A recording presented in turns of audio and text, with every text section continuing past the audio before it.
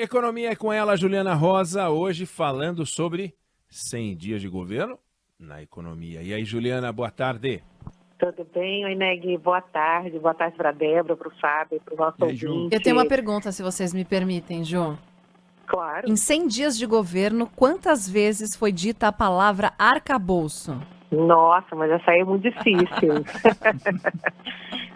Certamente você pegou no ponto central, Débora, que eu ia justamente falar sobre isso, porque esse assunto do arcabouço é o assunto principal, porque nesses 100 dias a grande expectativa era o compromisso público do governo Lula com a responsabilidade fiscal, e o governo entregou o projeto, as linhas gerais, o projeto de lei ainda não foi entregue para o Congresso Nacional, mas houve a apresentação oficial e o compromisso formal com esse equilíbrio das contas, que no final das contas vai ser o mais importante para levar o que eles têm falado, que é a importância de baixar os juros, de ter uma condição de taxa hoje melhor no Brasil, né? Só que foi o primeiro passo dessa dúvida em relação à capacidade agora do governo realmente entregar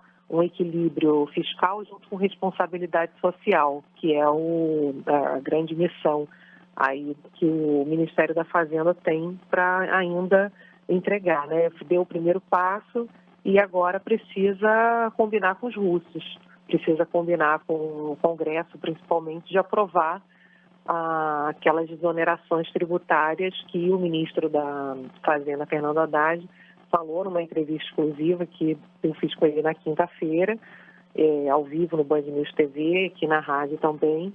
E a ideia agora é aguardar, porque quando eu perguntei sobre os 100 dias, o balanço dos 100 dias para o Ministério da Fazenda, e hoje até postou no Twitter um trecho da entrevista falando sobre os 100 dias. E ele colocou 3 pontos além dessa questão do arcabouço. Uma questão do reajuste da tabela do imposto de renda, que quem ganha até 2 salários mínimos não vai precisar mais pagar imposto de renda a partir de maio.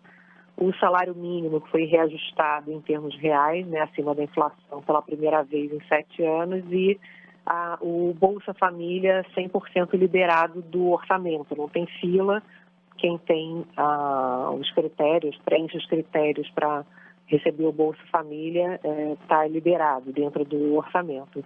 E o quarto item é justamente o que ele fala, que é conseguir reduzir os privilégios para que haja, então, esse equilíbrio, segundo ele.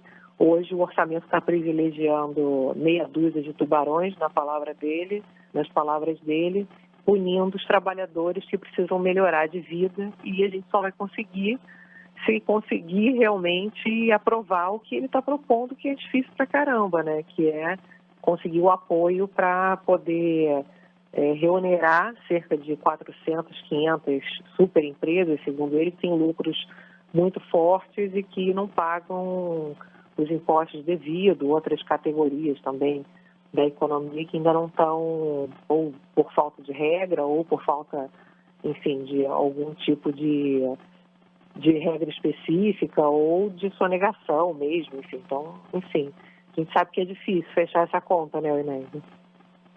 Sem dúvida nenhuma. Aliás, quando você olha para os números, eu até falei um pouco mais cedo, tem alguns desafios aí no horizonte, né? Por exemplo, o Boletim Focus, que saiu hoje, com a inflação que não está caindo, com a inflação que está subindo para 2023, para 2024, aí a gente vai ter reunião do Banco Central, já vai dar aquele calor, porque tem os juros que também não caem.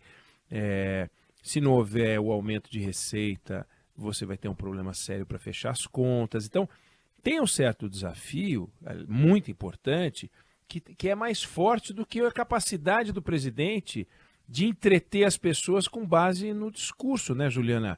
Falar que o Brasil voltou, falar que está reconstruindo e recuperando, falar que a gente vai crescer a economia com inclusão social, eu não vou dizer que eu falaria tão bem quanto ele, mas eu sei falar essas frases. Agora, como é que faz isso, Juliana? Pois é, essa é a grande questão, que entre o que se fala, o que se entrega, sempre tem uma distância enorme, né, Oneg? E você sabe que até tem um bastidor ali depois da entrevista, que o presidente Lula tem forçado muito a barra sobre mudar a meta de inflação, porque aí ele acha que isso vai facilitar a queda dos juros. E o que o ministro da Fazenda estava me dizendo é que não necessariamente. Ele próprio já encomendou uma série de estudos que mostram que não necessariamente uma meta que mude de 3 para 3,5, enfim, ou 4, vai puxar os juros para baixo, porque você tem hoje a grande explicação para esse juro alto é justamente como você está colocando, a inflação está alta, né?